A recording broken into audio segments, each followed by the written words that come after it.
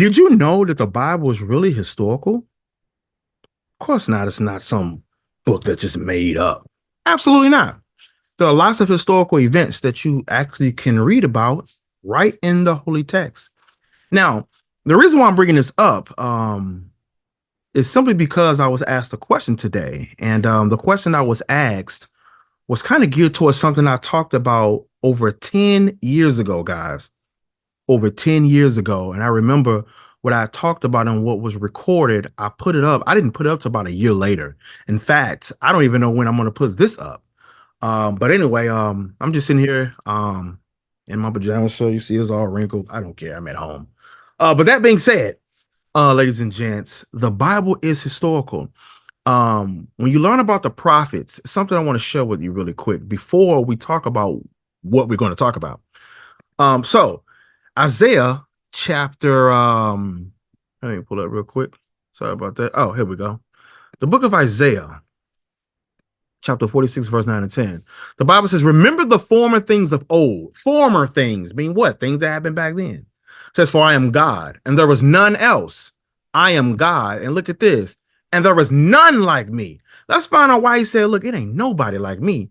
Because he says, declaring the end, meaning what? Explaining or telling you the end from what? From the beginning. And from ancient times, watch this. So it says from ancient times, the things that are what? Not yet done.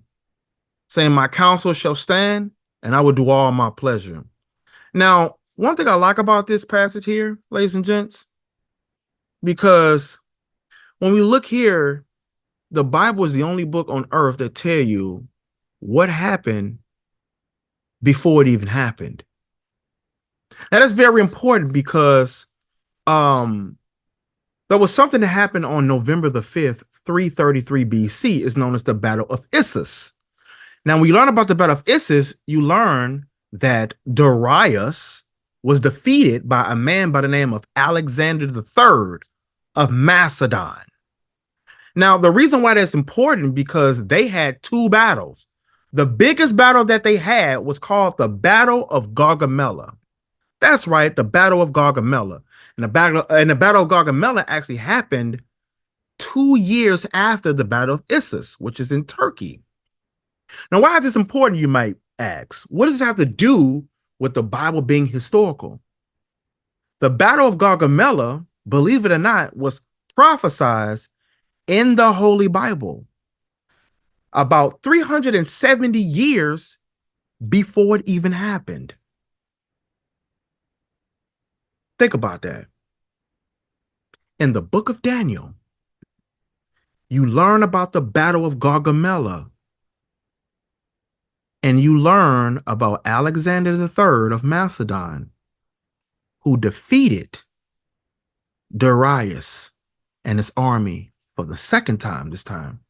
Now, for those of you who are not really familiar with history, you learn about this Alexander the Third of Macedon, who was of the kingdom of Macedon. And in history, you learn that he was the son of Philip II. Now, again, this man defeated King Darius. Some of you may call him Darius, all right, of Medes and Persia. And I told you earlier, he defeated him twice. Twice. Now, this Alexander of Macedon took down Darius' army. Now, keep in mind, his army was about 5 times larger than Alexander the Third, his army. Wow. That was a huge army. And because Alexander the Third of Macedon, because he defeated Darius the second time, especially this massive army, this is how he took on the name of Alexander the Great. Ah, you've heard of him, huh? Alexander the Great. He took down an army, guys, that was anywhere between 200 and 250,000 soldiers in Darius' army. And how he did it, how tactical he was when he did it. Now, Alexander of Macedon was a young man during this time. And I'll play a clip and you'll see and you will learn about this young man. Now, remember, guys, I've talked about this 10 years ago. If you've been following me for over 10 years, you know what video I'm talking about.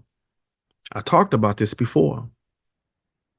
So Daniel saw in his vision, all right, what we know today and what we call today the Battle of Gaugamela. And again, this happened about 370 years before this took place. And this happened around October the 1st, 331 BC. Is when this happened.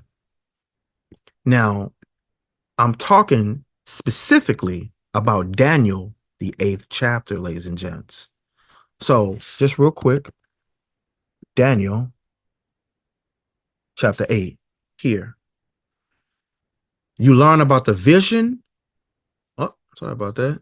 You learn about the vision of the ram and the goat.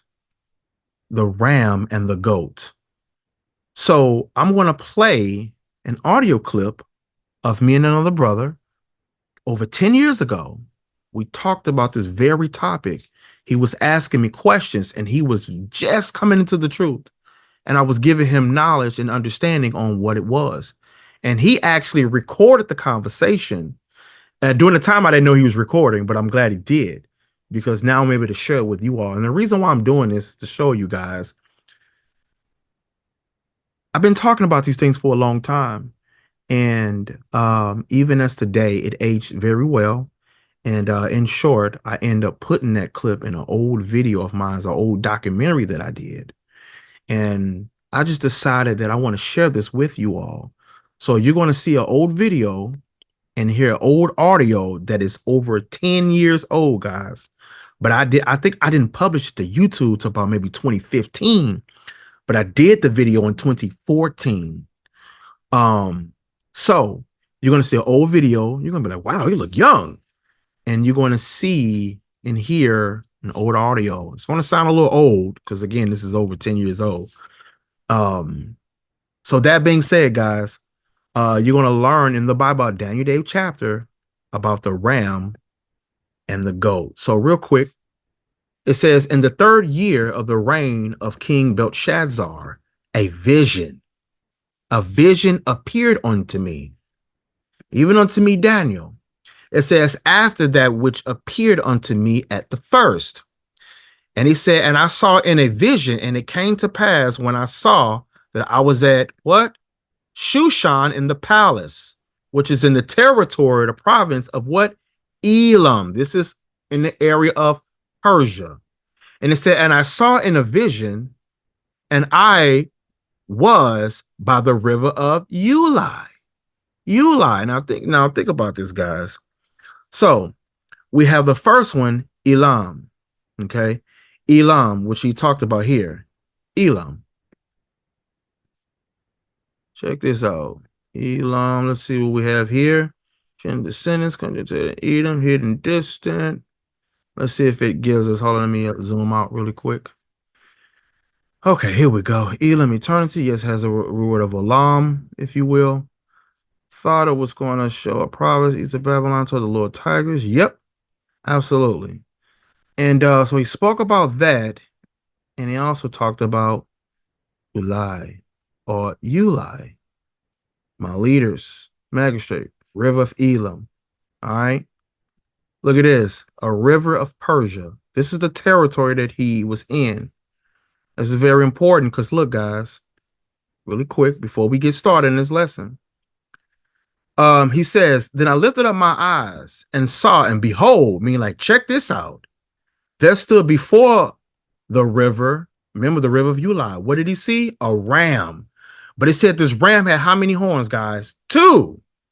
And it said the 2 horns were what? High. I mean, it was very great. And one was higher than the other. And look at this. And the higher came up last. And I saw the ram pushing westward and northward and southward, so that no beast or kingdom might stand before him.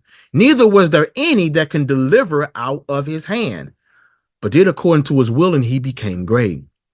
And as I was considering, look, he's still thinking, says, behold, And he-goat came from where?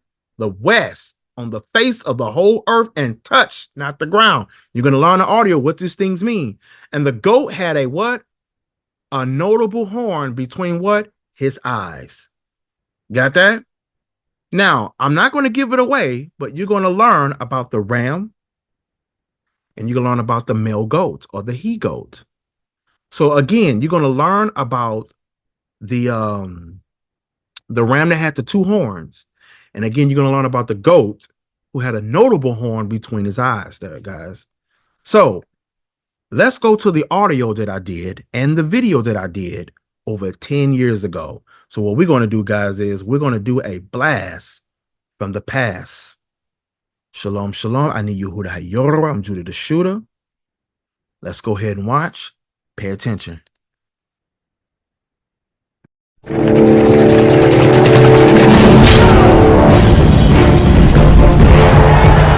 331 BC, near the small village of Gaugamela, in present-day Iraq, two vast forces of men are engaged in a battle for the future of the world. On one side is the great king of Persia, Darius, commander of the largest army on earth. He probably had 200 to 250,000 men on the field. On the other side is an army one-fifth the size, led by a 26-year-old named Alexander. He was, at this point in his young life, a veteran commander. Prepare to experience the greatest battle of the ancient world like never before. Witness firsthand the innovative strategies and weapons of war. They'd have a weapon much like this, a very aerodynamic spear. Who was Alexander? How could he possibly face an army 5 times his number? His tactics are still in use today. His ideas are still in use today. What was Alexander's secret weapon? Alexander was a phenomenon. Go back in time and experience one of the world's greatest battles. Gaugamela was a turning point in world history. The lines have been drawn, the odds impossible. Prepare for battle. It's a fight to the finish that will change history forever and define one young man as Alexander the Great.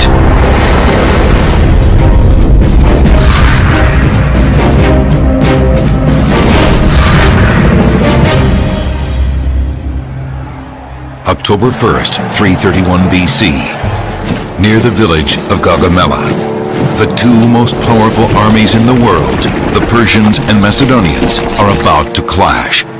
The Macedonian army moves first, even though they are outnumbered 5 to 1. Their young leader, Alexander, orders his elite troops to attack the center of the Persian line.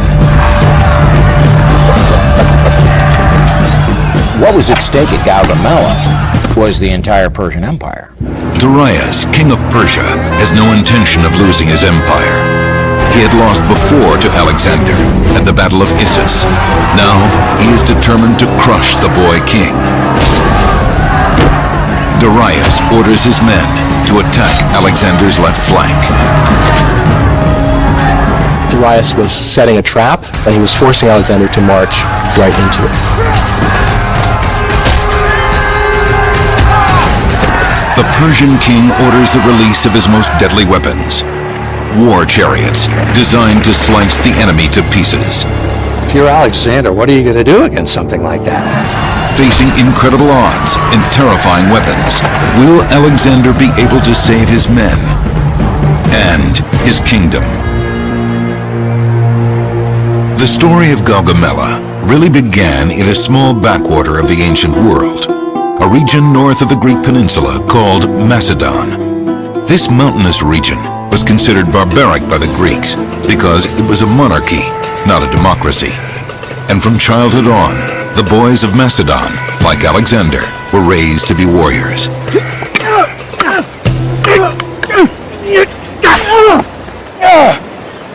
No! Falling Exarchus! Alexander was familiar with the great heroes of Homeric legend, And he came from a society that valued those heroes. They reveled in anything which demonstrated their personal courage.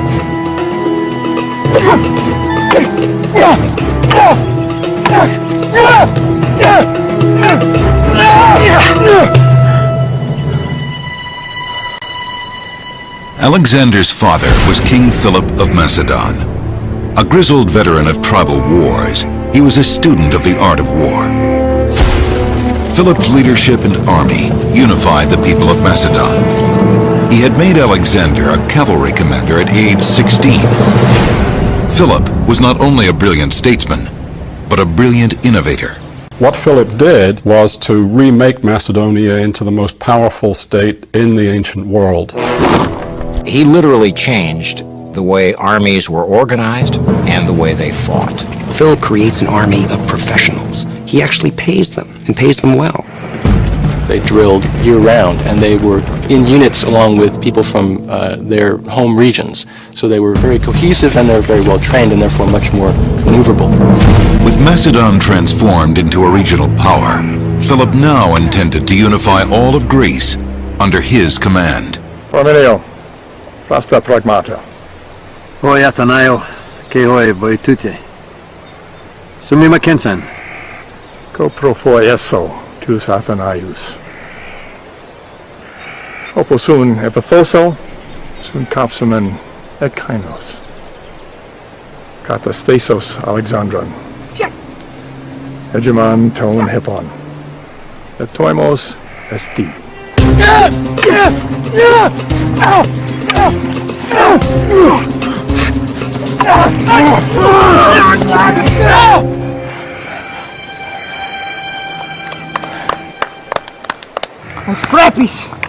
Ex prepis, Alexander. The other formative force in the life of Alexander was his mother, Olympias. The daughter of a conquered king, she became Philip's bride as a spoil of war. Her relationship with Philip was rocky at best. She had sort of been cast aside in favor of another, more beautiful new wife. And so you might say Alexander had some resentment because he felt that his mother had been wrongfully denied a certain privileged place. Olympias might even have feared that this new wife would produce a son, who Philip would then favor as his heir, rather than favoring Alexander. In 336 BC, destiny changed Alexander's life when Philip of Macedon was assassinated. For Macedon and the young Alexander, this would mean one thing.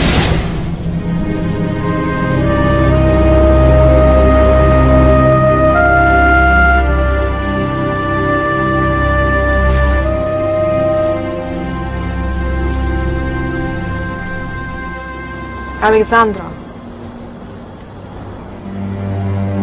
Termu technique. Nai. Allaho basileoso.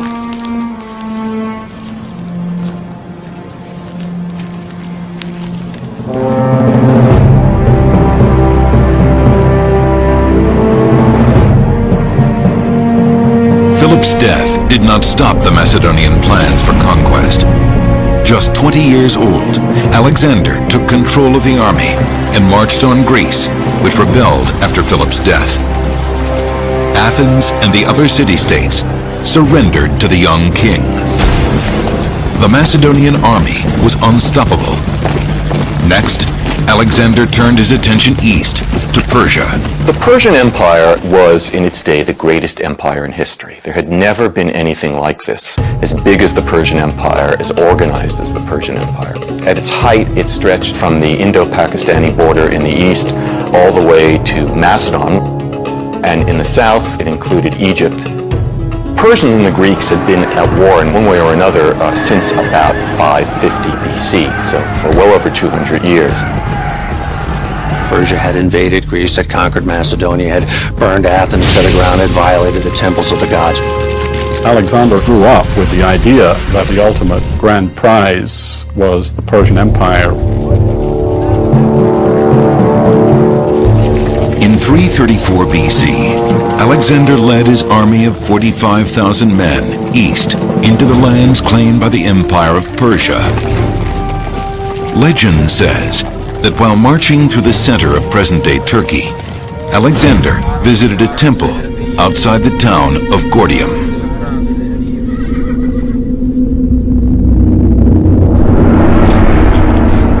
The temple was the home of a famous riddle, the Gordian knot, an ancient puzzle created by the gods. A knot so intricate that whoever untied it would become Lord of Asia. This was an irresistible challenge for Alexander, who had already declared that he would conquer the continent. In those days, particularly for a guy like Alexander, who was steeped in the Iliad and the whole heroic tradition, if you were a king, you were supposed to go out and conquer the world. Aluton perede ukedl, mitina kai todo etus polus 15 igresete. Epilaxman epitusacros. To this mu epiteluse sumbe bekotos. Basilius con Macedon. Con Henegan con Helenan. Ike archo. Te sacias. The inner plane that he dwelt on was populated by Achilles, Hector, Heracles, the great heroes. And that was what he wanted to do. He wanted to leave a name that would never die, to accomplish things that no one had ever done before. Popos mendi imparcate. Tu habite desmon. Etus polus isquisate. Women legason hote paisas. To desmon kai lelusta ife.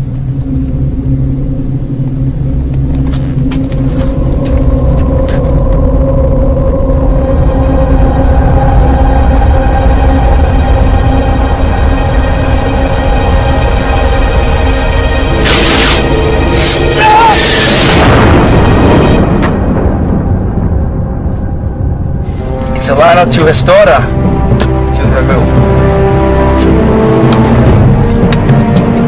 Whether or not the story is true, I think it tells us something about the nature of Alexander, his character, that he was willing to look for inventive and new solutions.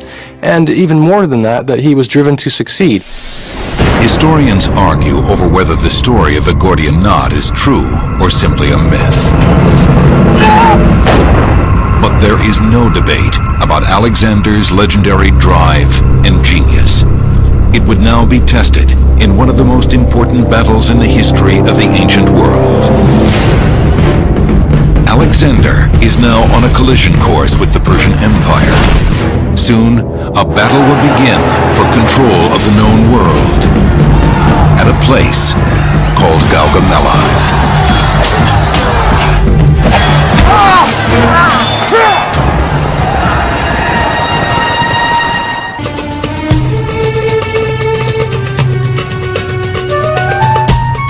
Darius III was the great king of Persia. He came to the Persian throne in 336 BC.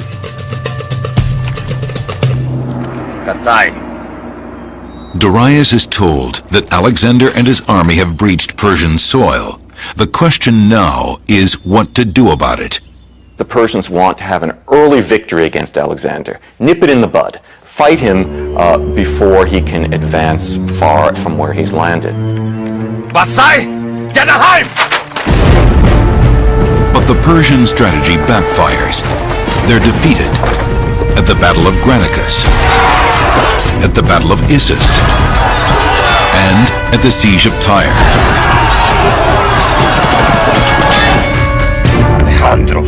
As Darius watched the surprising military success of the young general, he began to build up his army. Many of his advisors said, don't fight regular battles with the Macedonian army. They're simply too good. The risk of losing is too great. Instead, avoid battle and retreat.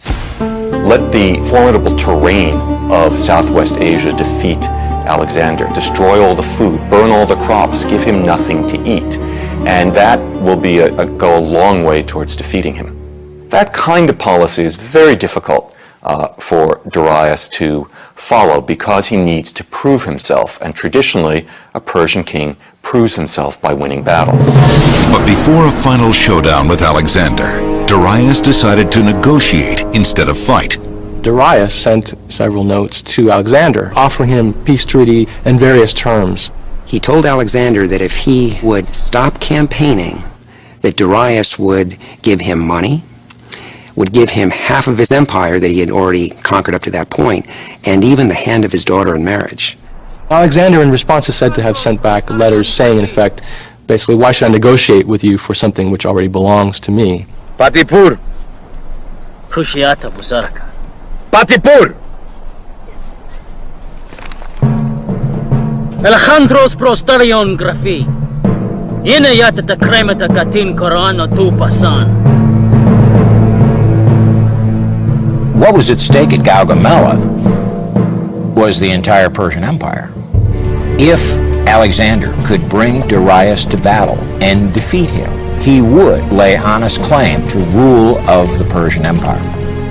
Kautitaja hijahaka abarana. Gaugamela Cruciata Buzarka. Gaugamela. Atishtai, Adahan, Abarang, Gaugamela!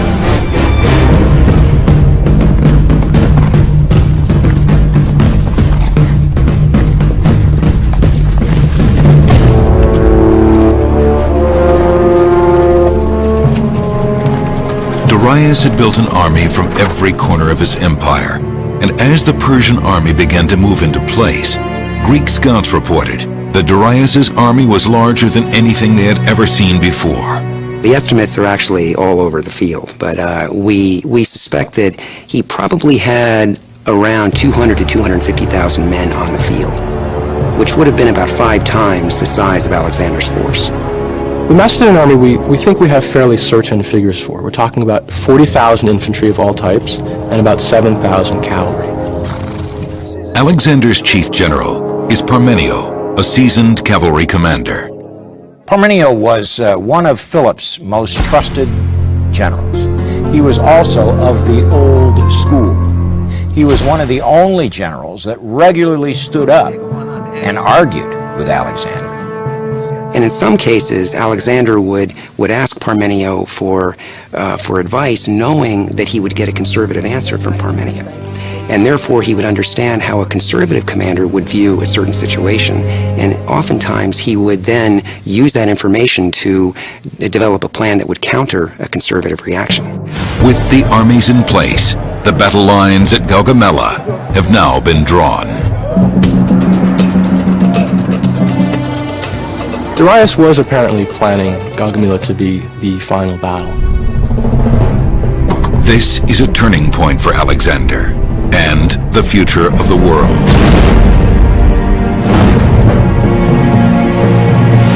The Persians have brought together the largest army ever formed, perhaps as many as 250,000 men.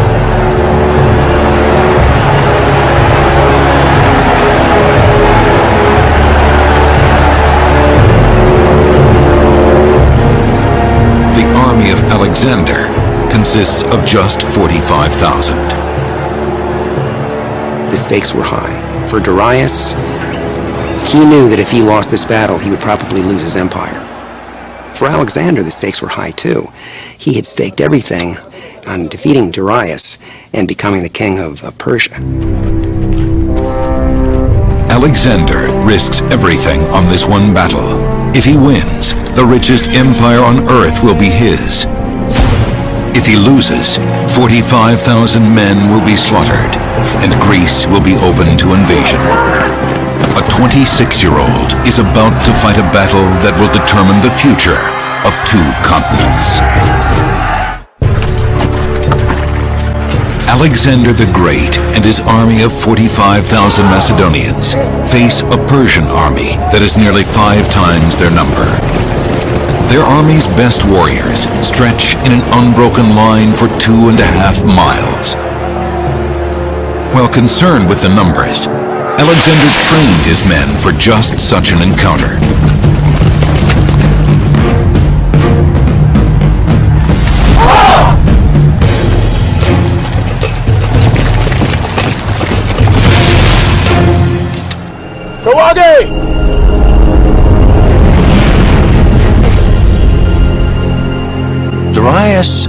laid out his battle line in a way that was a tremendous challenge for anybody. It was 2.5 miles long, and there were fairways, killing zones laid out for scythe chariots. Chariots with iron blades on the front and on the sides. The Macedonians, no matter how far they stretched out their line, they still were going to be overlapped by about a half a mile. So Alexander was walking into a double envelopment where Darius was going to send his cavalry from each side while he was sending these scythe chariots at Alexander. But if you're Alexander, what are you going to do against something like that? Alexander viewed each battle as if it were a chess game, and he knew this would be a difficult match. Alexander viewed his army metaphorically as a hammer and an anvil. The phalanx would serve as the anvil. His cavalry, the hammer, would push the enemy. So between the hammer and the anvil, the enemy force would be crushed.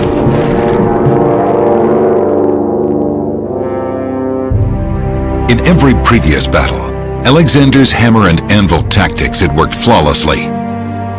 But at Gaugamela, this approach was useless.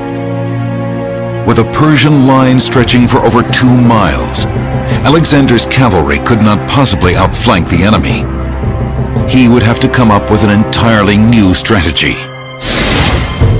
First, he grouped his infantry into the phalanx formation, 256 warriors to a square, 16 across, and 16 deep, and nearly impossible to stop. This approach to warfare was new to the ancient world.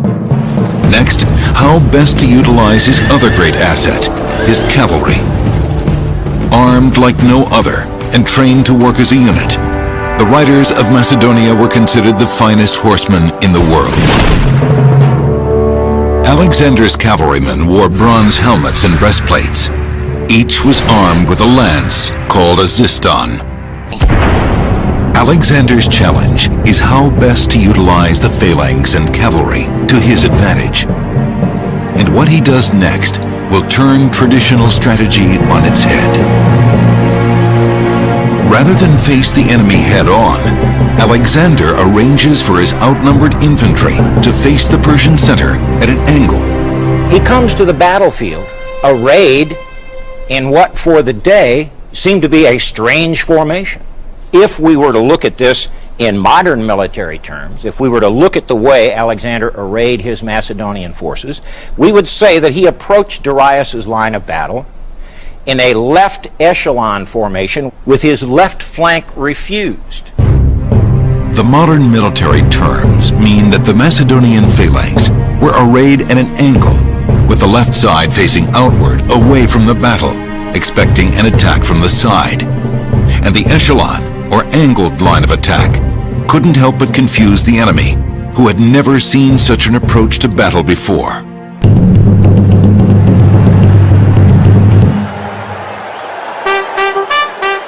The Macedonian front line begins to march toward the enemy.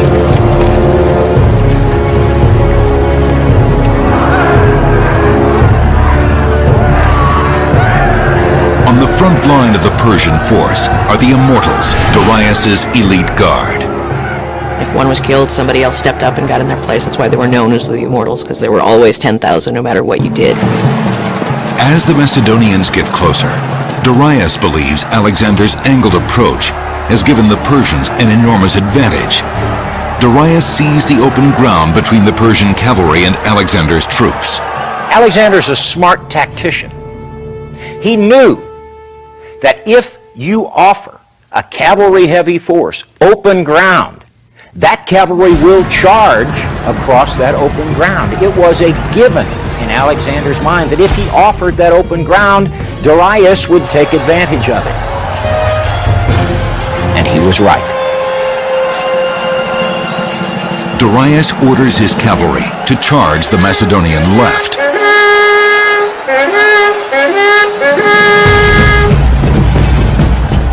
The Macedonian left flank is under the command of Parmenio. He awaits the charge, knowing that his task is to keep the Persian line engaged. And on the other side of the Macedonian line, the young king does something completely unexpected. He turns his cavalry to the right. in an unexpected move, particularly unexpected to King Darius, Alexander begins to ride parallel to the line of battle. A curious move in the eyes of Darius, who's concerned that Alexander might ride off of the prepared battlefield at Gaugamela. Or, more likely, Alexander might outflank him, might be able to turn to the left and ride down his flank, thus carving him up in detail. So Darius can't tolerate this. He sends signals to his cousin Bessus, commander of the Bactrian cavalry, the heavy cavalry, on the Persian left. He says, "Stop that." Bessus makes his move with his cavalry. They begin to ride parallel with Alexander. This unorthodox tactic is unsettling to Darius, but he has little time to be concerned. For in the center of the battlefield, the unbreakable phalanx of Alexander's army is about to clash with the elite guard of the Persian force. And now, two empires, two continents, and two armies meet head-on with the fate of the world in the balance. The battle has begun. We've been talking about Alexander the Great, of course, the son of Philip, and how he, of course, went after King Darius of Medes and Persia. You can read this, of course, everything on your own time, but I just want to go ahead and talk a little bit about it. It says, Alexander III of Macedon. All right. See, he was born July the 20th or maybe the 21st, 356 BC, all the way to June 10th or maybe June the 11th, 323 BC. It says he's commonly known as Alexander the Great. All right. Then it goes on to say that he was a king of the ancient Greek kingdom of Macedon. All right, man, we talking about the Macedonians in the video earlier. It says, and a member of the Argead dynasty, a famous ancient Greek royal house, born in Pella in 356 BC. Alexander succeeded his father, which is who? Philip II. All right, keep in mind on that name. It says to the throne at age of 20. He spent most of his ruling years on an unprotected military campaign through Asia and Northeast Africa.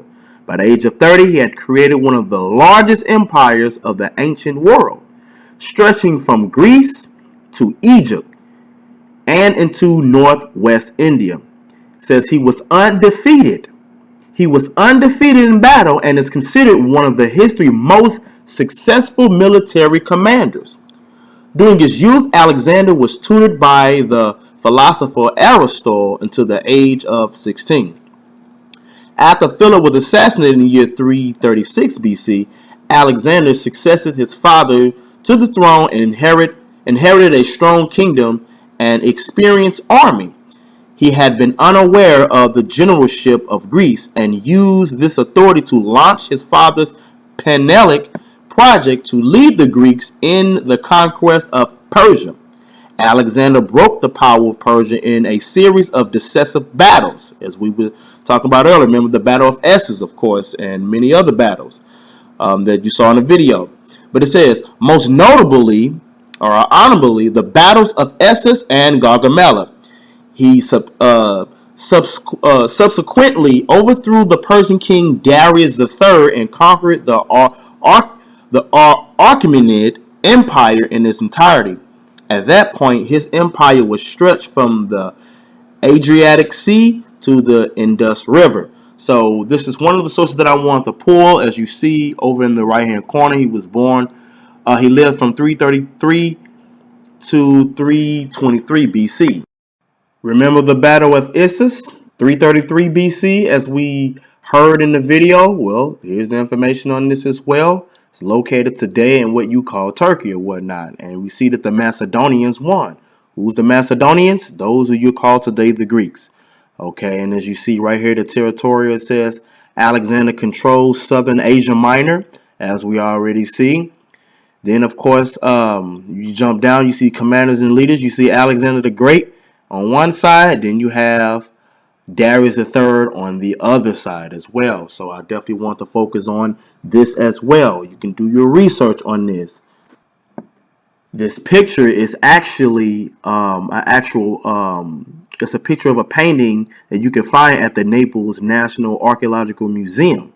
Okay, and as you see under here, it says Alexander battling Darius, or who you call Darius, at the Battle of Issus or whatnot. Now this was before the Battle of Gaugamela, as we see. And we'll speak again about Gaugamela again in a second, but what I want to focus on, here you have Alexander the Great's father, who's most famously known as Philip II of Macedon. He was a Macedonian, and this is, of course, a little information on him as well. And as you can see, you have his son, of course, who was his successor, the one who came after him, of course. And here's a little information on him. As you can see, ladies and gentlemen, that he ruled from 359 all the way to 336 BC, as you can see. And you can see Alexander, of course, taking over after his place in 336 BC. You see that, ladies and gentlemen? And then you can see who he went up against, Darius III. This is historical. All right, ladies and gentlemen, you can also look this up anywhere in history. In my hand, I have Holman Quick Source Bible Atlas with charts and biblical reconstructions. Now, when you look on page 241, you'll see a picture of an actual coin that they actually found with the image of Philip II, who you know as who was a man of Macedon.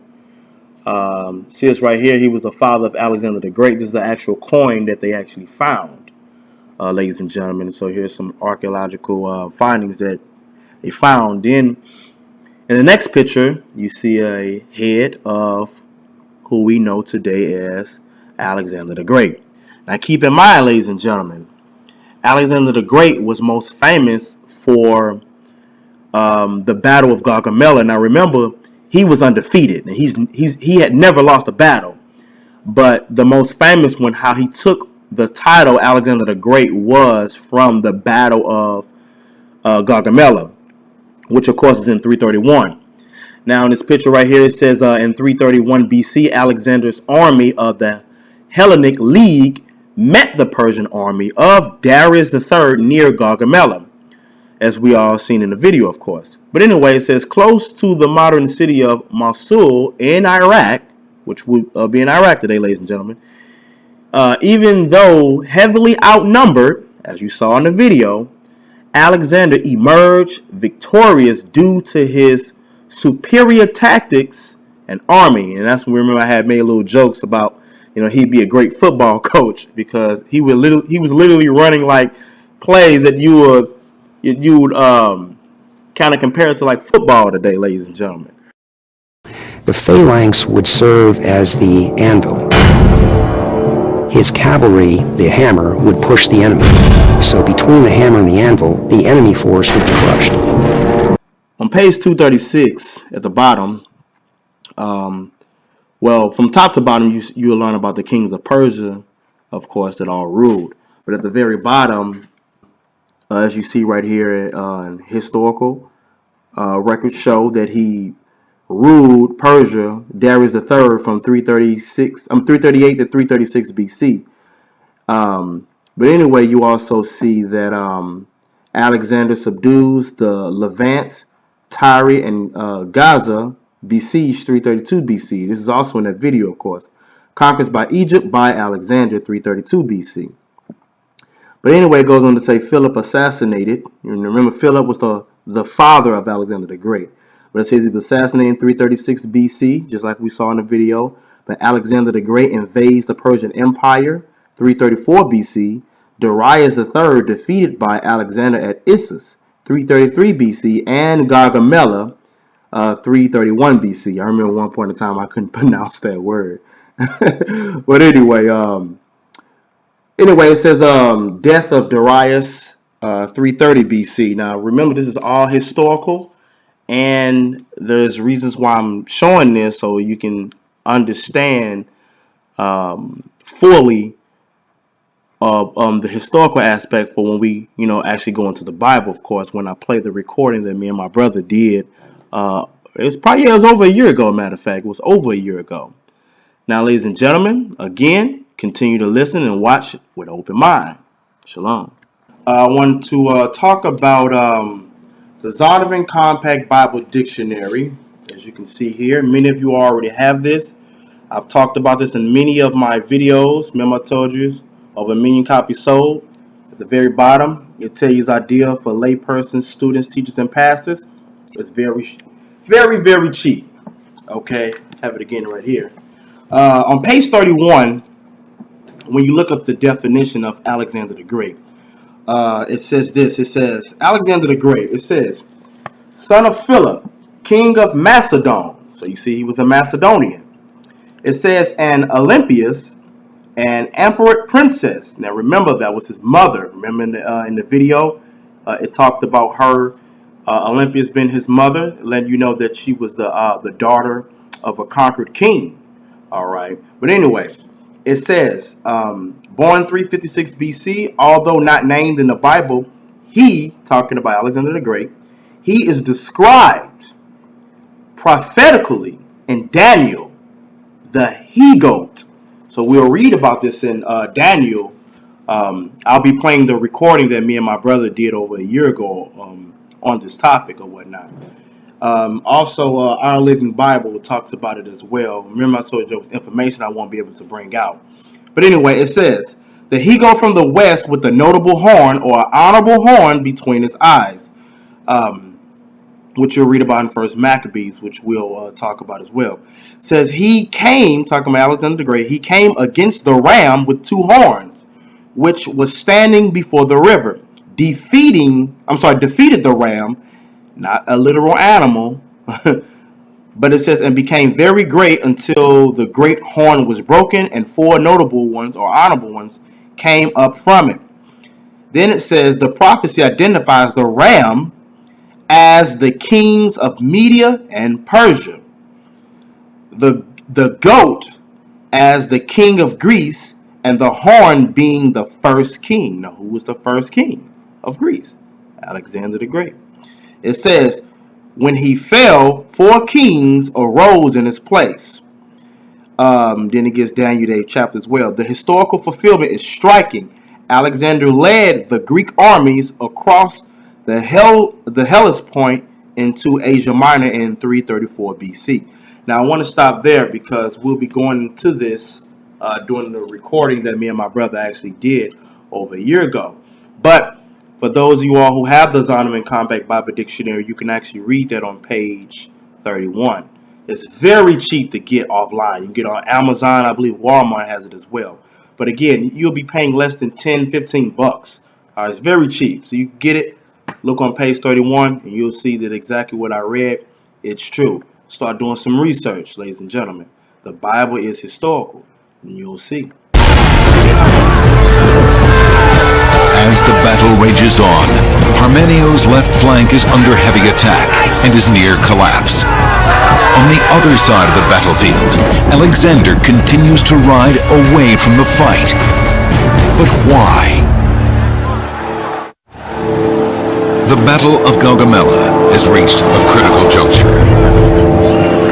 The Macedonian phalanx are engaged on the front line, while Alexander continues to ride across the battlefield on the Macedonian right. And on the Macedonian left flank, Parmenio is in trouble. His outnumbered troops are on the verge of collapse. He attempts to contact Alexander, asking for reinforcements, but his message does not get through. Battlefield communication in ancient warfare was primitive at best. They had trumpeters who would play a certain set of notes, and you would hear those set of notes and recognize it as a signal for your unit.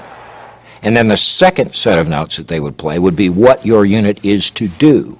You had drums whose beat could change, which would tell you that you need to increase the pace, or you need to turn left, or you need to turn right. It was very difficult, and it was probably very, very confusing. The fog of war and the rattle of battle was a literal problem in those days. Communication was tough. While Parmenio struggles, Alexander and his cavalry continue to ride to the right, neither charging nor retreating. Darius's cavalry keeps pace to prevent the Macedonians from attacking his flank. Alexander angled his force farther and farther and farther off of the killing zone, and he actually went kind of out of the whole prepared field that Darius had set up for him, making Darius pull cavalry out of his line to keep from being outflanked. And as Darius pulled that cavalry out of his line, the line thinned out in the middle. And as that happens, the center of the Persian line cannot shift left to cover the hole that's left. Alexander then spots the gap in the Persian line of battle. Alexander's unorthodox approach to the battle has thrown the Persian army into disarray and has opened a gap in their line. But how can he exploit it? Like all great field commanders, he feels the moment when that door opens. Await! El Dorado! In an amazing move, Alexander turns his entire cavalry 160 degrees and charges toward the gap in the Persian line. The hidden peltasts now emerge and attack the Persian horsemen in a hail of slings, javelins, and arrows, preventing the Persian horsemen from pursuing Alexander and his cavalry. Alexander and his cavalry charge into the gap, forcing their way through the line.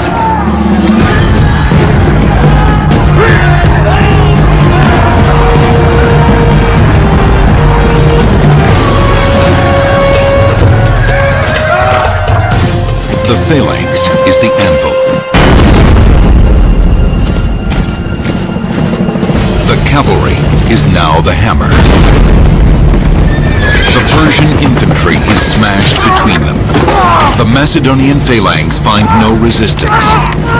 They charge forward.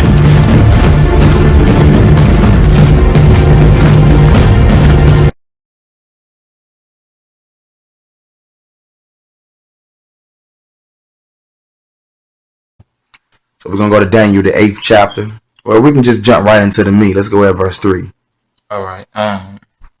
Then I lifted up my eyes and saw, and behold, there stood before the river a ram. A what? A ram, which had 2 horns. And the 2 horns were high, but one was higher than the other, and the other came up last. So now what we got to do, we got to identify who the ram is. Now, as most Christians, when they read this, they automatically assume that the ram is an animal, like a literal animal. So let's identify what the ram is. Go to verse 20 right quick. Okay. And then we're going to link this all together, but go ahead. The ram which thou sawest, having 2 horns, are the kings of Media and Persia. So we see, now let's go back to verse 3, because now we see that there was a ram that had 2 horns that we just read about. Verse 20 just told us that the ram with the 2 horns was Medes and Persia. All right. So the ram represents Medes and Persia. All right. So read verse 3 again. Then I lifted up my eyes and saw, and behold, there stood before the river a ram which had 2 horns. So this is talking about Persia. All right. And this Persia had what? 2 horns. All right. So go ahead. And the 2 horns were high. And the 2 horns were high, meaning they were great. Go ahead. But one was higher than the other. One kingdom was in Persia was greater than the other kingdom. Go ahead. And the higher came up last. So the greatest one came up last. And when you understand history, you understand that Medes was first and Persia came up last. And it was the greatest of that empire. Okay, so today, your Persians will be your East Indians today. All right, come on with it. All right. So Now remember, we still on the subject of Persia. Who's the ram? Go ahead. I saw the ram pushing westward. So I saw the Persians going or pushing what? Westward. Where else they was going? And northward. And southward. Right. So that no beast or no kingdom might stand before him. Go ahead. Neither was there any that could deliver out of his hand. Right. But he did according to his will and became great. So the Persians, they were a powerful empire. Right. Then he said that they became very great. Come on with it. And as I was considering, behold, and he goat. Now notice we read about the ram, which was Persia. It had the two horns, Medes and Persia, or Media. Same people. But go ahead. Now we're reading about a goat now. Come on. Came from the west on the face of the whole earth. And touched not the ground. So clearly this kingdom of this goat had to been basically on a rise so fast as if they touch not the ground. This is a metaphor. All right. You ever seen somebody running so fast that they look like their feet ain't touching the ground? Yeah. Right. All right. But go ahead. What does he say though? And touched not the ground, and the goat had a notable horn between his eyes. So who's this goat that we reading about? Let's read verse 21 right quick. And the rough goat is the king of Grecia, and the great. Hold up. Before we do, let's come back now. We know that the goat is the Grecia, right? Now let's read verse 6. Let's jump back to verse 6. Okay. Yeah. And he came to the ram that had two horns, which I had seen standing. No, I'm sorry, bro. Go back to 5. Sorry about that. Okay. Yeah, my bad. And as I was considering, behold, and he goat came from the west. So we know this is Greece. Greece came from the west. Go ahead. On the face of the whole earth, and touched not the ground. Right. And the goat had a notable horn between his eyes. So now let's see, what was the notable horn between his eyes? Go ahead, read verse 21 again. Okay. And the rough goat is the king of Grecia. The rough goat is what? The king of Grecia. The king of Greece. Go ahead. And the great horn that is between his eyes. Because remember, we read in verse 5, it had that the goat had a notable horn between his eyes. So read that again. And the what? And the great horn that is between his eyes is the first king. So who was the first king of Greece? This would have to be Alexander the Great.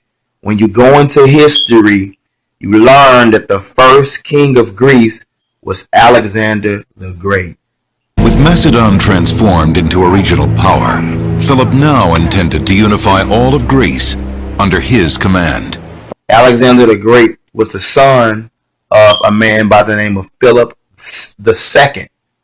Okay, this is history. It can't be denied. You can look this up for yourself. Alexander's father was King Philip of Macedon. A grizzled veteran of tribal wars, he was a student of the art of war.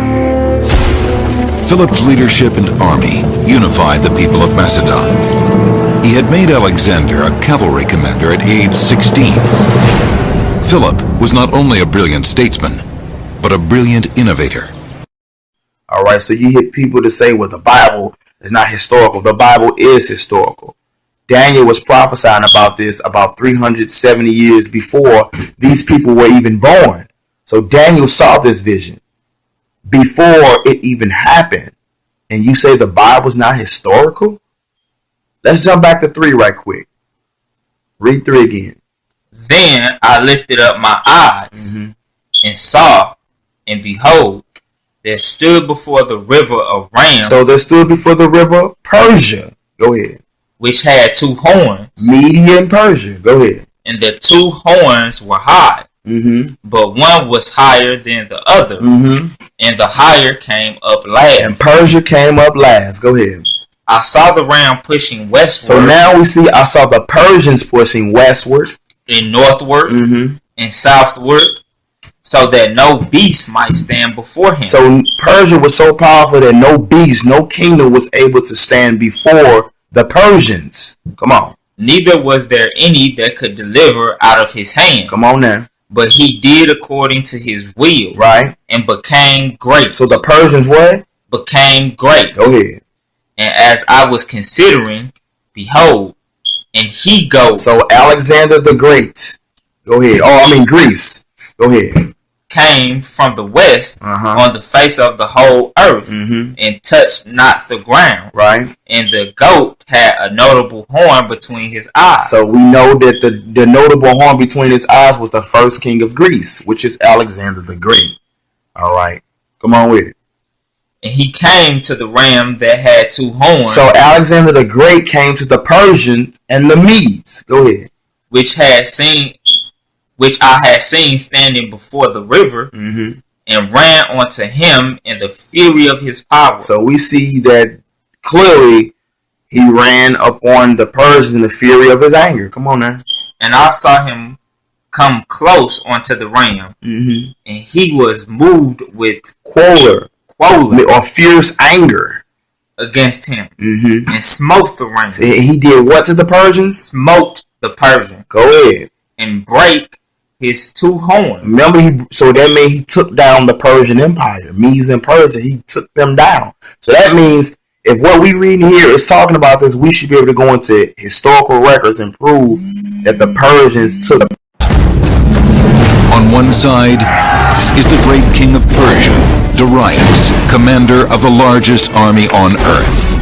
He probably had 200 to 250,000 men on the field. Darius had laid out his battle line in a way that was a tremendous challenge for anybody. It was 2.5 miles long, and there were fairways, killing zones laid out for scythe chariots. On the other side is an army 1/5 the size, led by a 26-year-old named Alexander. Alexander the Great and his army of 45,000 Macedonians face a Persian army that is nearly 5 times their number. Macedonians, aka Greece, took down the Persians. We should be able to see that in history if what Daniel said was actually true.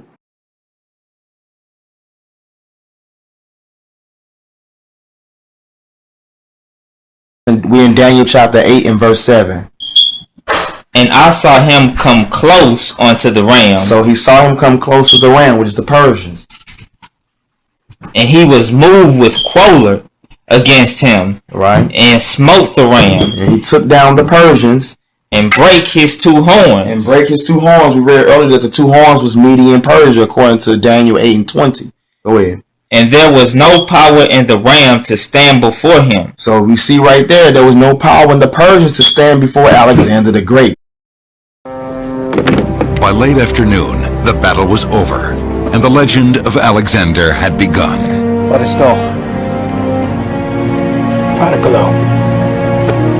For Alexander, the Battle of Gaugamela was, you might say, the final decisive battle. In fact, after this, Alexander begins to take for himself the titles of the Persian great king.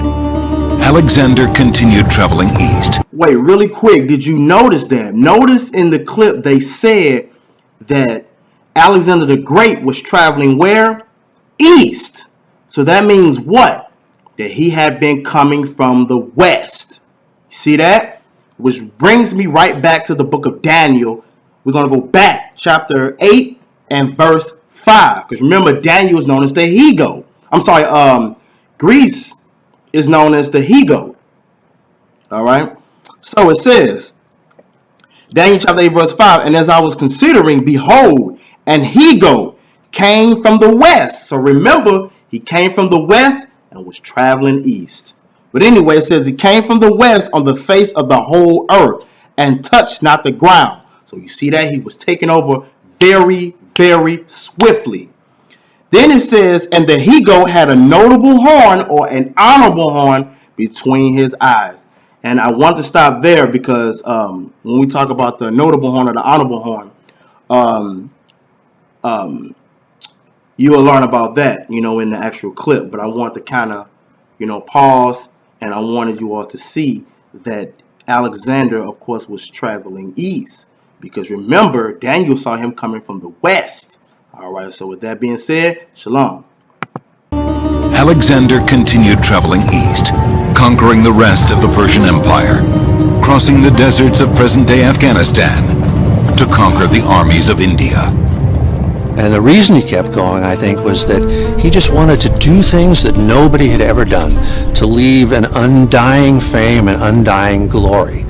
He never lost a battle. He was the most successful commander that we study in the Western world. All right, King Darius was the one who was taken down by Alexander the Great. All right, so read that part again. And then, this is King Darius the Third as well. Go ahead. And I saw him come close unto the ram, and he was moved with choler against him, and he smote the ram. And he did what? Smote the ram. Go ahead. And break his two horns. So we see that the Persians were completely taken down. Go ahead. And there was no power in the ram to stand before him. So there was no power in the Persians to stand before Alexander the Great. Go ahead. But he cast him down to the ground and stamped up on him. Wow. Go ahead. And there was none that could deliver the ram out of his hand. Come on with it. Therefore, the he-goat, which is Alexander the Great, waxed very great. So he became very great. Go ahead. And when he was strong, or meaning when he was in his prime, the great horn was broken. He died. Alexander the Great died in his prime. You can read about this in history. He reigned for 12 years. Reigned for 12 years, and he died in his prime, which we're going to get to in a second. Go ahead. And for it came up 4 notable ones. So there were 4 notable ones, or what you learn is like 4 generals or 4 honorable ones. When you read about in history, who were the people that came up after Alexander the Great? You had Ptolemy, who took over Egypt. You had Cassander, who took over Macedonia. Then you had Lysimachus, who took over Asia Minor. Right? Then you had Seleucus, who took over Syria. These were the 4 generals, or the 4 honorable ones, or the 4 notable ones that took over after Alexander the Great during the kingdom of the Greeks. All right, come on. And he grew up with these people too from his youth. We're going to get into this in a second, though. Go ahead. Ones toward the 4 winds of heaven. And out of one of them came forth a little horn. So out of one of these Greeks, right, came forth what? A little horn. This little horn we know as Antiochus Epiphanes. Okay, he was the little horn that you're going to read about. Go ahead. Which waxed exceedingly great. So he became exceedingly great. Go ahead. Toward the south and toward the east. Right. And toward the pleasant land. The pleasant land you read that you're hearing about is Jerusalem. All right, that's the pleasant land. Right. So check this out. Now, for those who say that the Apocrypha is not a part of the Bible, right? Again, we established earlier that the King James 1611 edition Bible, it contained the Apocrypha in it, all right, which was taken out by the Protestants, whatnot. So let's go to, you already know, Blue, First Maccabees. That's where we're going. We're going to chapter 1. And first we're going, again, First Maccabees, if you don't have the original King James Bible, you do not have First Maccabees. But what you can do is you can actually Google the chapter, First Maccabees. All right. Maccabees is Maccabees. First Maccabees chapter 1. All right. I believe you can go to King James Online, Apocrypha, something like that. You probably go on Google, type in King James Bible Apocrypha, and the website is something like King James Bible Online, and it said like Apocrypha, but you click on it, and they give you the list of the Bibles when you scroll down, and you can go to First Maccabees. All right, so that's where we're going. First Maccabees chapter 1. All right. And we're going to show you how the missing books of the Bible that they took out corresponds with the 66 books of the Bible. All right, so let's go ahead. First Maccabees. Verse 1? Yeah, verse 1. Yeah. And it happened After that, Alexander, son of Philip, right, the Macedonian. Macedonia is in the area of Greece.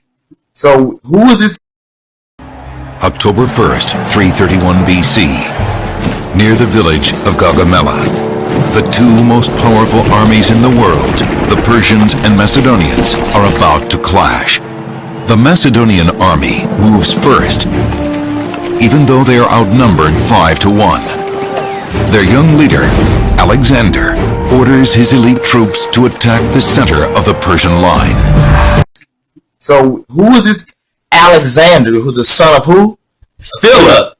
Alright, so when you go into history, you learn about a man named Alexander, who you know today as Alexander the Great. He was the son of Philip II. Alexander's father was King Philip of Macedon. Alexander's father was King Philip of Macedon. This is historical. Alright, and we read it in the Bible. Read verse 1 again. And it happened after that, Alexander, son of Philip, the Macedonian, right, who came out of the land of Kittim, had smitten Darius, king of the Persians and Medes. Now hold on, wait a minute. So we just read in Daniel 8 that Alexander the Great took down the Persians, the ram. And that ram had two horns, which was Persia and Medes. Right? Or Media and Persia. That's Daniel 8 and 20. Right? Now we just read Alexander, who's the he-goat, right, took down Persia. This is historical. You see what I'm saying? So we read historical history out the Bible, and the prophet Daniel saw this vision of this happening before it took place. About over 300 years before it took place, around 370 years. It's roughly to say almost 400 years before it took place. All right. So how did Daniel know that this was going to happen before it even happened? Right? And it happened exactly like how he said it was going to happen. That's frankly accurate. Right? Read verse one more time, bro. Please, for the people. And it happened after that, Alexander, son of Philip, the Macedonian, right, who came out of the land of Kittim, had smitten Darius, king of the Persians. King of who? Of the Persians, right, and Medes, that he reigned in his stead. Right. The first. The what? The first. No, the second. The first. Over who? Over Greece. So Alexander the Great was the first king over Greece. Read Daniel 8 and 21, please. And the rough goat is the king of Grecia, and the great horn that is between his eyes is the first king. It's the what? The first king. With Macedon transformed into a regional power, Philip now intended to unify all of Greece under his command. So Alexander the Great was what? The first king. So now we're reading, now we know for sure that was Alexander the Great. You see that? Because the Bible says that he was the first king over Greece. And we read in First Maccabees that Alexander, who was the son of Philip, was the first king over Greece. Tell me I'm lying. Go into history and prove me wrong. Alexander's father was King Philip of Macedon. So Alexander the Great is the first king over Greece. And we read that this first king over Greece took down Medes and Persia. The same thing we just read in Daniel the 8th chapter. You see what I'm saying? So now, go into history. Daniel was written before all this took place. You know your history. And it happened after that, Alexander, son of Philip, the Macedonian, who came out of the land of Kittim, had smitten Darius, king of the Persians and Medes, that he reigned in his stead, the first over Greece. So Alexander was what? First over Greece. Come on with it. And made many wars and won many strongholds and slew the kings of the earth. Right. And went through to the ends of the earth and took spoils of many nations. So he took spoils of many nations. Go ahead. And so much that the earth was quiet before him. Whereupon he was exalted and his heart was lifted up. So he was very prideful. Go ahead. And he gathered a mighty strong host, meaning an army. Go ahead. And ruled over countries, right, and nations, and kings, who became tributaries. Tributaries. They had to pay taxes unto him. Right. And after these things, now remember in verse 4 it said he had a mighty strong army, right? So meaning he was strong, right? Go ahead. And after these things he fell sick. He what? Fell sick. And what happened? And perceived that he should die. Now wait a minute. Daniel chapter 8 verse 8 clearly states, therefore the he-goat, which we know is Alexander the Great. So I'll say therefore Alexander the Great waxed very great. Wax meaning became. So he waxed very great. And when he was strong, the great horn was broken. To let you know he died. Just what we read here. Then it says, and for it came of 4 notable ones, or 4 honorable ones. All right, go ahead. Verse 6. In 1 Maccabees 1, verse 6. Wherefore he called his servants. Now remember Daniel 8 and 8 said it was 4 of them, right? Go ahead. Such as were honorable. They were what? Honorable. Just like the Bible says in Daniel 8 and 8 that they were notable. Meaning they were honorable. Go ahead. And had been brought up with him from his youth. Right. And parted his kingdom among them. So these were the 4 generals. Lysimachus took over Asia. Ptolemy took over Egypt. Seleucus took over Syria. And you had Cassander who took over Asia. Go ahead. While he was yet alive. Cassander took over Macedonia. While he was what? Yet alive. So Alexander reigned 12 years. Now look that up in history. Who's a man named Alexander, the son of Philip, who took down King Darius of Persia and Media? We read in history that he died around the same time period that Alexander was living. And find me Alexander the Great who ruled 12 years. Tell me this ain't lining up with world history. Right? Completely accurate at that. All right, come on with it. And then died. And his servants bare rule every one in his place. And after his death, they all put crowns upon themselves. So did their sons. So did what? Their sons after them. So did their sons after them. So now we seeing times going on now. Come on. Many years. What? Many years. Many years have went on. Go ahead. And evils were multiplied in the earth. That's just like Esau. That's why you think they wanted this out the Bible. Telling you that they caused an evil in the earth. Genesis 27, and I believe it's verse 40, tell you that Esau will live by the sword. Come on with it. And there came out of them a wicked root. So out of one of these Greeks, right, out of one of their descendants came out what? What kind of root? A wicked root. Right? What's that? Antiochus. Surname Epiphanes. So his name Antiochus. The word Antiochus means the withstander. All right. Son of Antiochus, the king who had been an hostage at Rome, and he reigned in the 137th year of the kingdom of the Greeks. So who was ruling at this time? The Greeks. So check this out. Daniel 8 and verse 9. It says, and out of one of them, right? Because remember we read in verse 10 in 1 Maccabees 1, it said what? Yeah, 1 Maccabees 1 and 10. 1 and 10. And there came out of them a wicked root, Antiochus, surname Epiphanes. Okay, so Daniel 8 verse 9 says, and out of one of them came forth a little horn, which waxed exceeding great, toward the south, toward the east, and toward the pleasant land. So that means we need to be finding out if this talking about Antiochus, we need to see him how he basically taking over Jerusalem as well, because that's the pleasant land. Come on with it though. Starting verse 11. Now we notice the kingdom of the Greeks. Go ahead. In those days went there out of Israel wicked man, who persuaded many, saying, let us go and make a covenant with covenant meaning agreement, a contract. with the heathen. The heathen or the Gentiles, or another word for the Greeks, because remember, this was the kingdom of the Greeks. So we specifically know that these heathen were Greeks. All right. So they wanted to make a covenant with the Greeks, the people of Grecia, Greece. Come on with it. The Macedonians. Come on.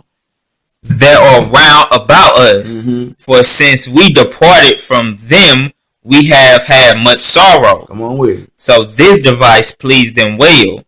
Then certain of the people were so forward, herein, that they went to the king, who gave them license or permission to do after the ordinance of the heathen. So the ordinance of the Greeks. Come on with it. Whereupon they built a place of exercise. So exercise, that's a place, that's a gymnasium, right? That's where you exercise at the gym. Go ahead. At Jerusalem, according to the customs of the heathen. So when this means you have to understand history to understand what was the customs of the Greeks. They were naked in gyms, in gymnasiums. Exactly. All right, so I want to show you something real quick, guys. Check this out. And excuse the audio because I'm actually riding the car. Matthew 25 and verse 36. Check this out. So it says, naked you clothed me, I was sick and you visited me. I was in prison and you came unto me. This was a parable in Matthew 25, 25th chapter dealing with the judgment. But the reason why I'm bringing this up is because when you look in the 36th verse, the 36th verse has the word naked. It has the word naked. Why is that? Check this out. What is the Greek word for naked? Listen to this, guys. Listen to this. Strong's G 1131, gumnos. Gumnos. This is where you get the word gym from. Look, G-Y-M. This is what we'll call gymnos, or a gymnasium, if you will. So it means naked. Nude, as in nudity. So remember, we just learned about the Greeks training in the gym, naked. Literally, listen to this. Check this out. It says, yes, the ancient Greeks competed in gymnastics while naked. See that? Look, even tell you right here. Look. Even AI just said it. The word gymnastics comes from the Greek word. Look at that. That's what we call gymnos, which means naked. It says the word gymnasium comes from the Greek word. Look at this. Gymnasium, which means to exercise naked. So it says the ancient Greeks practiced gymnastics to prepare for public games to improve the military skills. Even here, look, it said it is believed that this practice encouraged athletes to maintain high physical standards. In summary, the practice of exercising naked in ancient Greece, look at this, was a multi-faceted tradition that stemmed from the what? Philosophical values. So understand that they did train in the gym while naked. So when you go to First Maccabees, the first chapter, as you just got done hearing me talk about with my brother over 10 years ago. That's how old that audio is. Over 10 years ago. And I knew and understood that back then, being only 2 years in the truth. I understood the history of that. That's why I was saying you got to go into the history and you learn that that's what they did. They trained and exercised naked in the gym. That's what they did. Come on with it. And made themselves uncircumcised and forsook the holy covenant. They did what? Forsook the holy covenant. Just like you bootlicking Negroes today. You want to sell out, right, for some sports, and then you break the covenant of the Most High. Come on with it.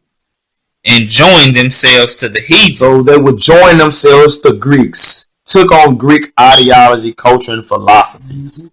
This is why when you read that Galatians 3:28, when he said there's no difference between Jew nor Greek, these Greeks were Israelites. Come on with it. And were sold. They were what? Sold, right? To do mischief. They sold out to do evil, mischief, right? Now let's go back to Daniel right quick. So let's get some more of this. We're going to go to Daniel chapter 8 again.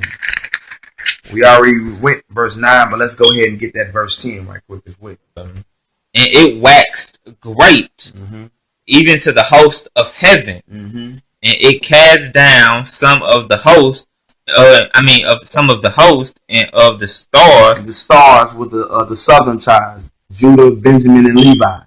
Go ahead. To the ground and stamped upon them. So we see whoever this little horn that you read about in verse 9, they stumped on the Israelites. But we're going to read more though. What else did he say about these Israelites though? Yeah, he magnified himself even to the prince of the host. And by him, just whoever this little horn was, go ahead. The daily sacrifice was taken away. The daily sacrifice was what? Taken away. Come on with it. And the place of his sanctuary was cast down. So the place of his sanctuary was what? Cast down. All right. So we have to read about a sanctuary being overthrown. Right? So check this out. Let's go to 1 Maccabees again. Chapter 1. All right, start verse 41. Moreover, King Antiochus wrote to his whole kingdom that all should be one people. All should be one people. Sound like today everybody wants this new world order. Go ahead. And everyone should leave his laws. Everyone should leave his laws, right? So all the heathen agreed according to the commandment of the king.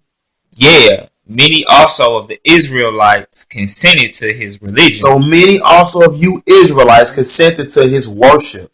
Go ahead.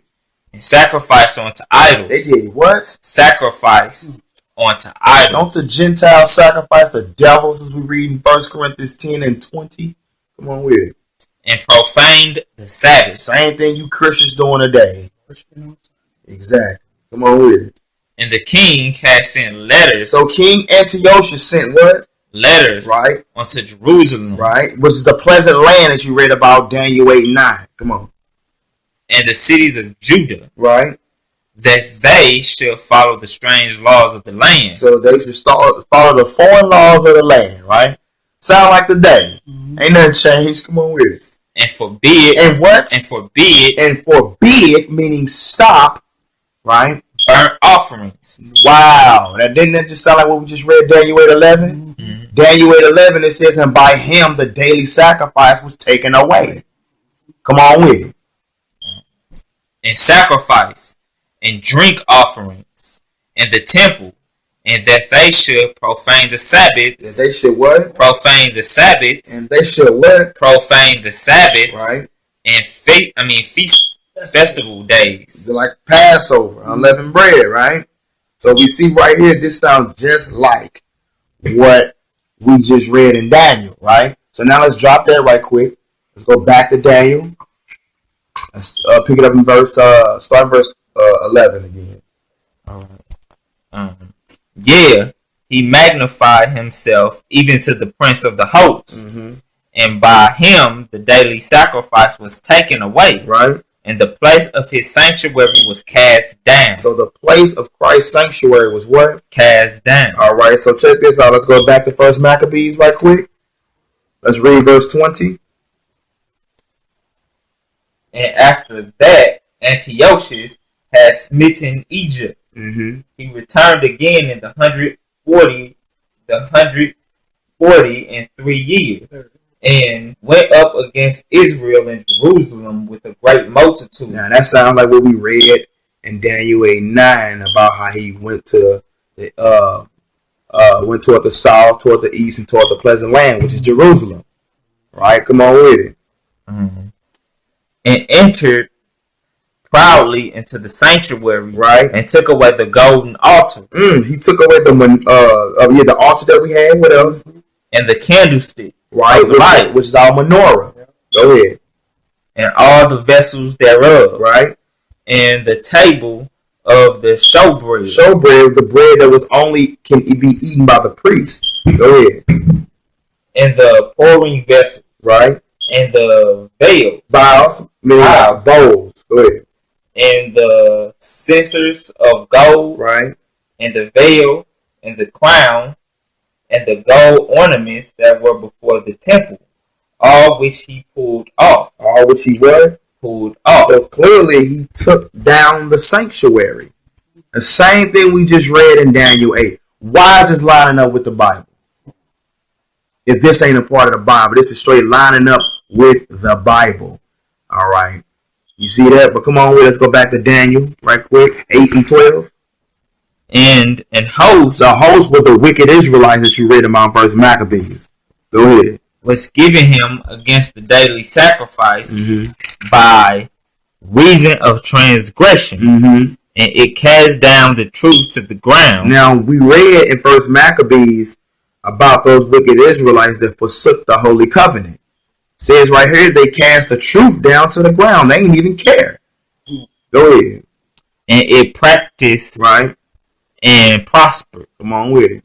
Then I heard one saint speaking, and another saint said unto that certain saint which spake, how long shall be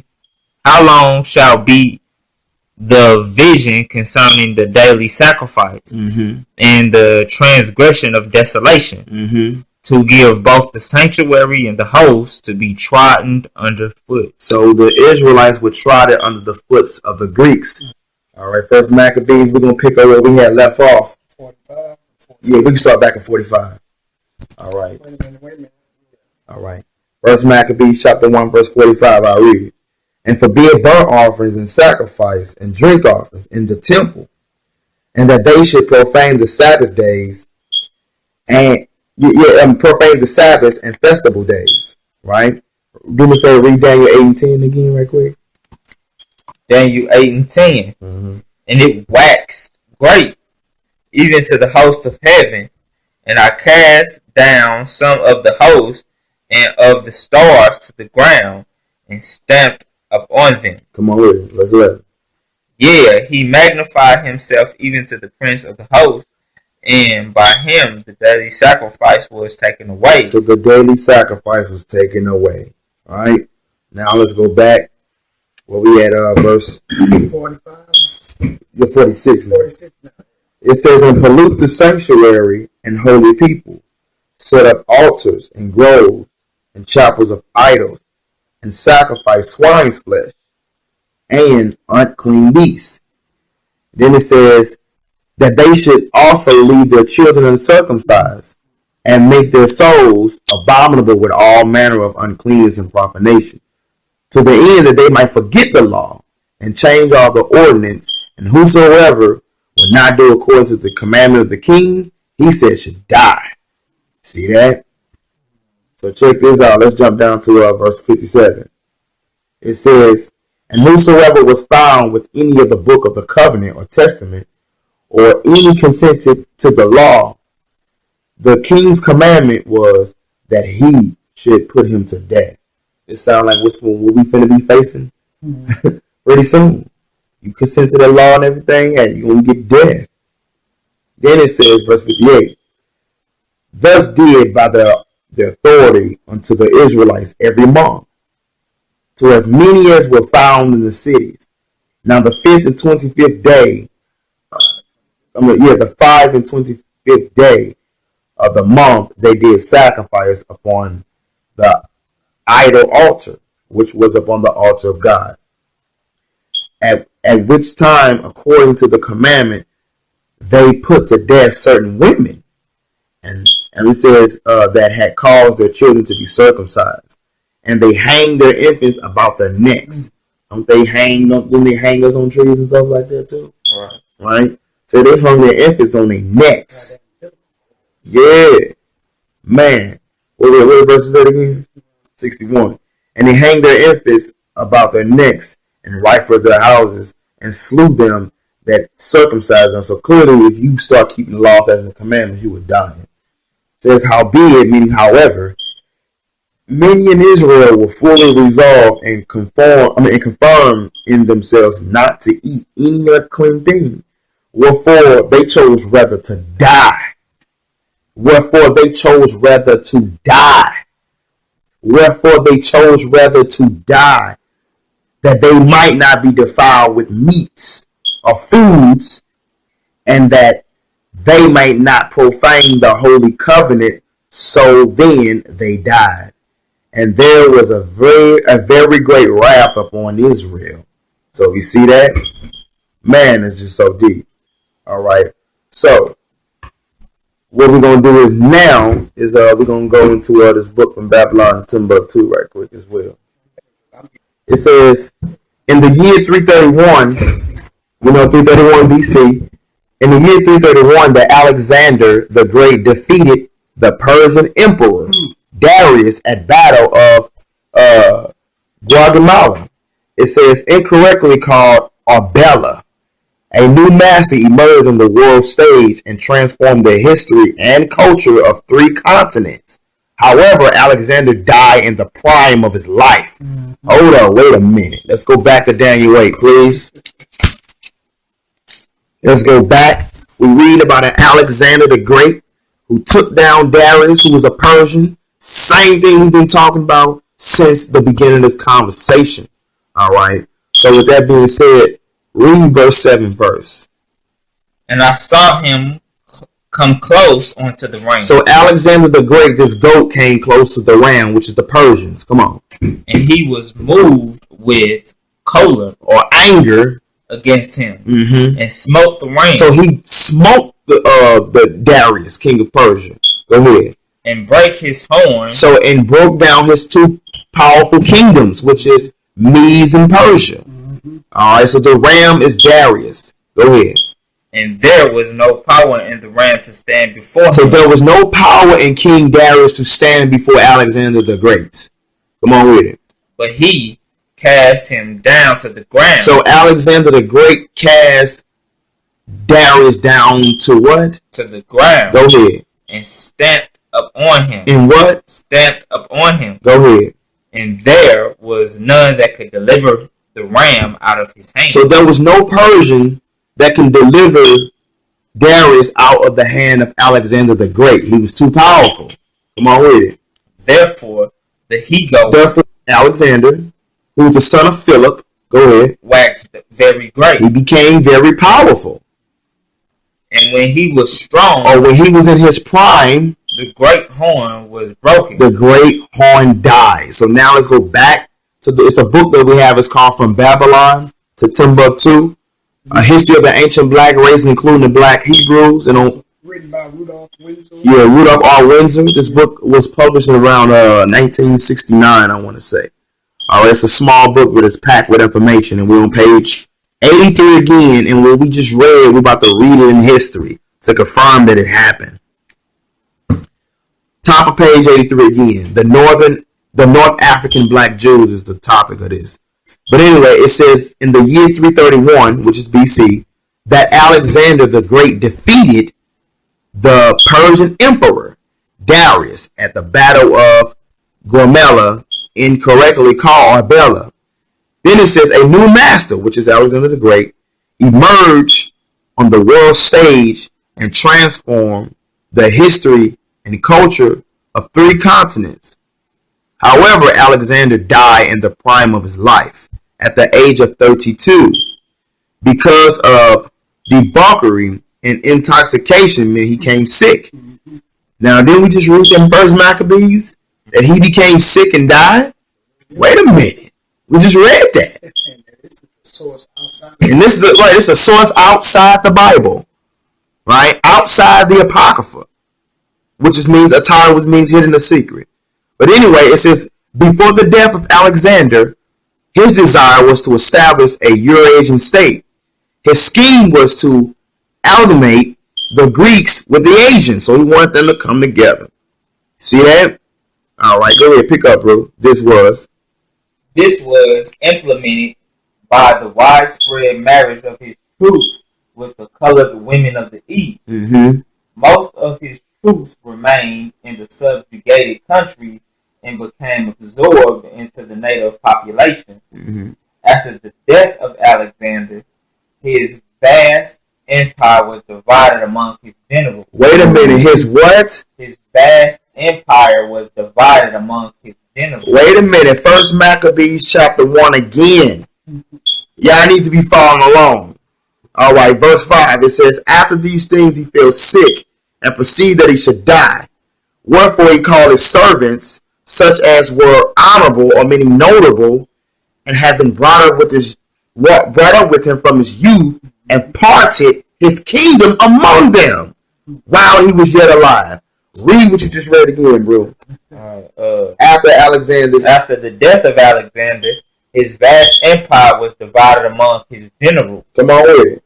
Ptolemy received Egypt. Wait a minute. So now we read that a man named Ptolemy received what? Egypt. So let's go to First Maccabees again in the Bible, right? And let's see if that lines up with what we're reading in the Bible. All right, First Maccabees chapter 1, and let's start in verse 17 and 18, please. All right.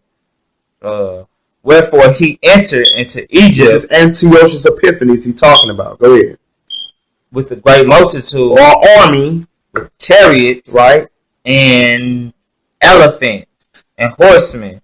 And a great navy. Oh, he had navy back then? Come on with it. And made war against Ptolemy, right? King of Egypt. King of who? Egypt. Didn't we just read that in history? Yeah. King of Egypt. Come on with it. But Ptolemy was afraid of him. Chump. And fled. Right. And many were wounded to death. So now let's go back. History again. It says Ptolemy what? Received Egypt. Right. And Seleucus received Asia. See that? So wait a minute. This is history that we read here, right? Come on with it. It says Seleucus received what? Asia. Right? Come on with it. As time elapsed, there was constant war between the two dynasties. Mm-hmm. But the year... No, we just read that. Right? In First Maccabees, they were at war. Mm-hmm. Come on with it. By the year 198 BC, mm-hmm. the descendants of General Seleucus had their capital in Syria, just north of Palestine. Palestine is Israel. And this same year, the Seleucid dynasty in Syria compelled Egypt. They forced Egypt to give up Palestine. To give up Israel.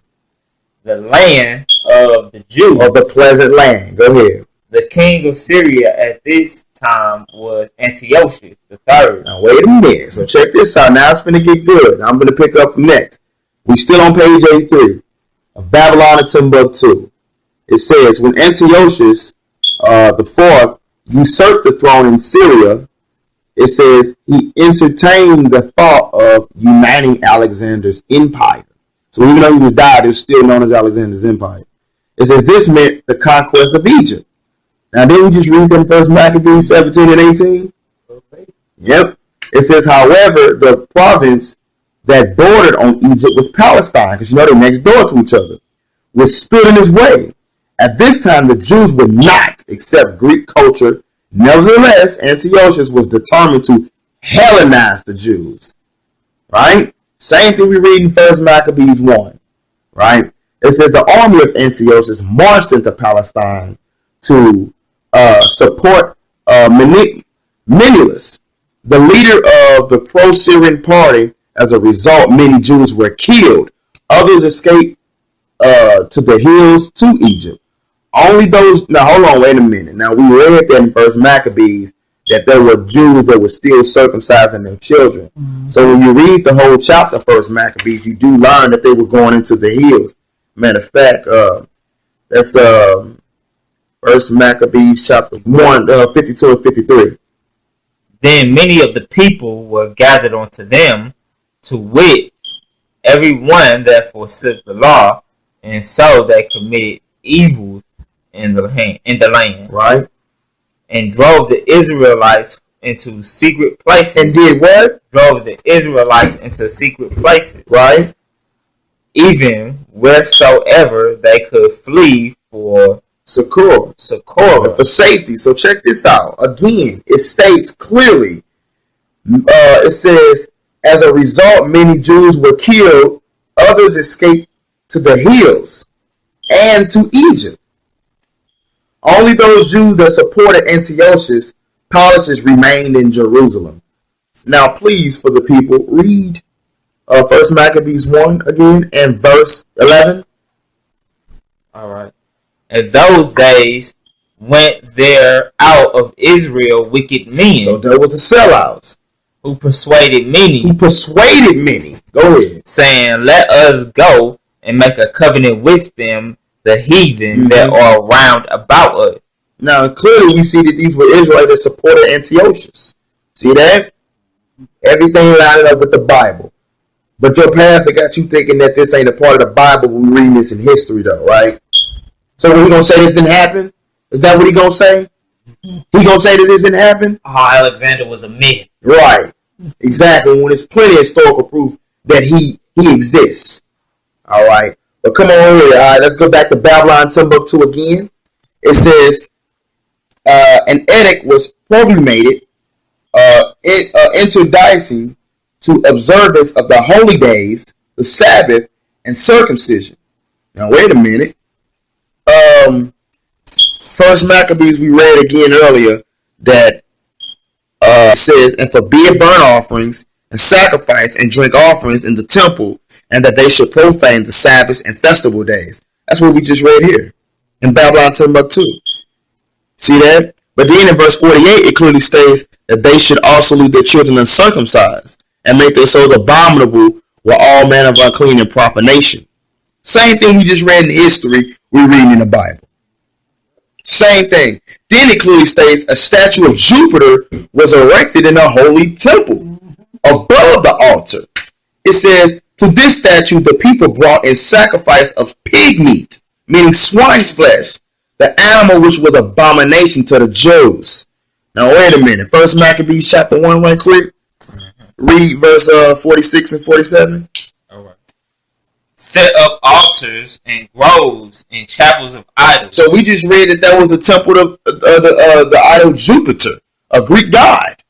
Come on with it. And sacrifice swine's flesh. Now it's stated again. To this statue, talking about Jupiter, and this is in the Babylon Timbuktu. But it said, to this statue, the people brought the sacrifice of pig meat, meaning swine's flesh. What did that say again, bro? In verse 47? Set up altars and groves and chapels of idols. Idols is a god of another nation. Psalms 96 verse 5. Read.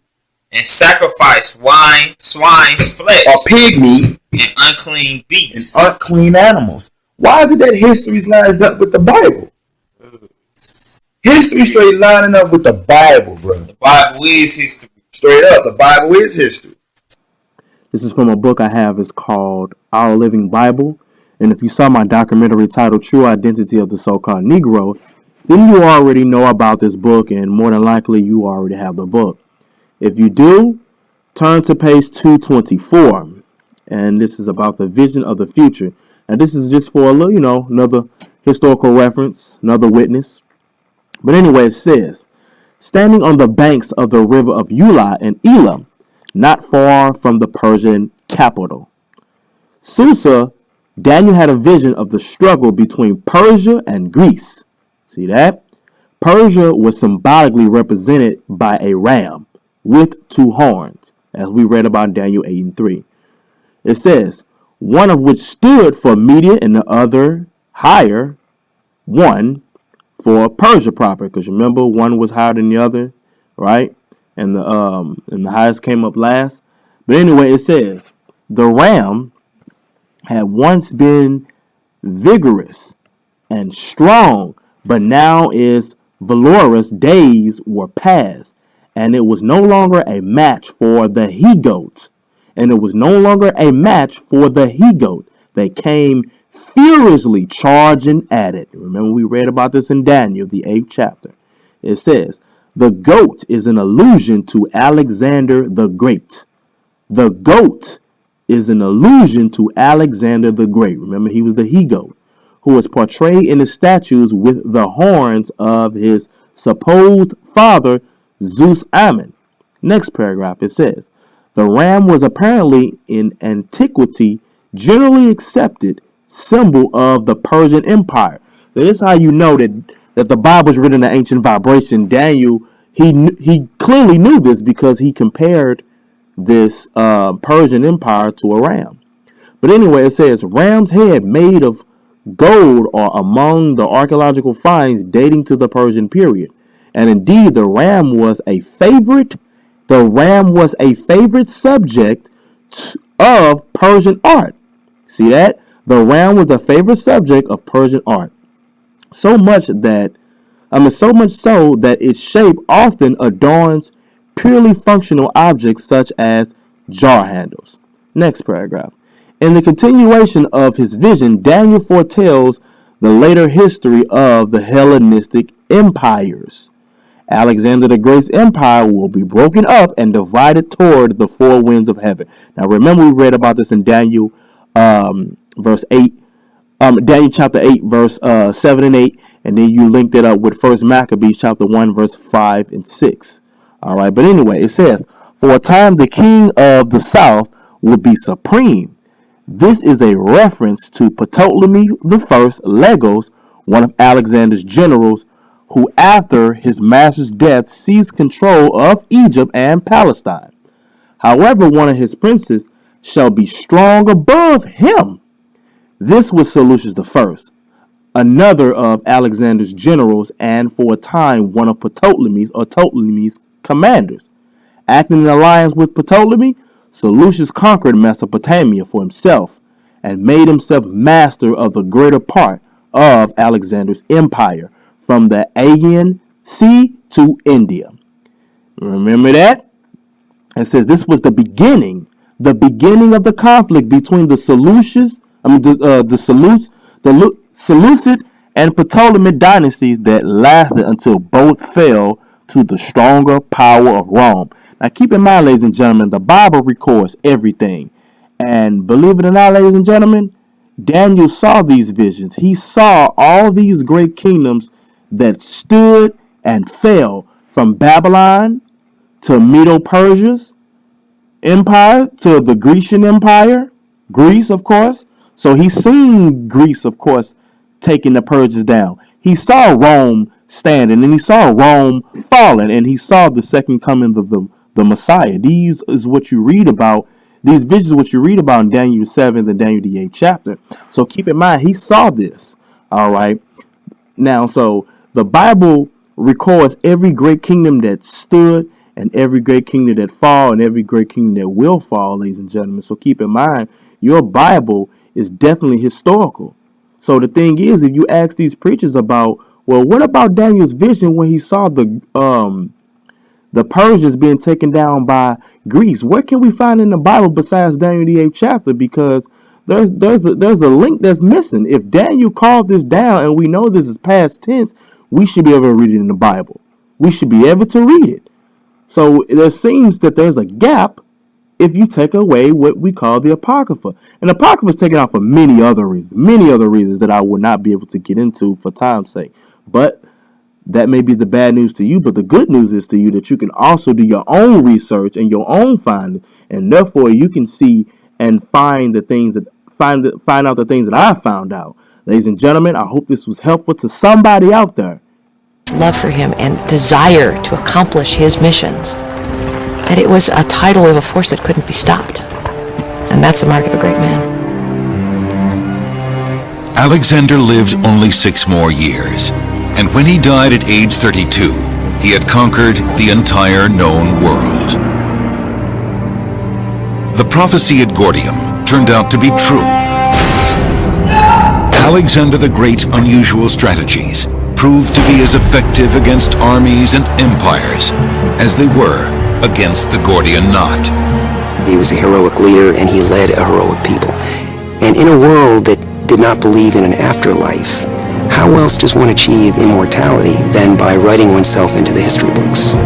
And in that regard, Alexander is immortal. At the Battle of Gaugamela, a young man, only 26 years old, had earned the title of Alexander the Great.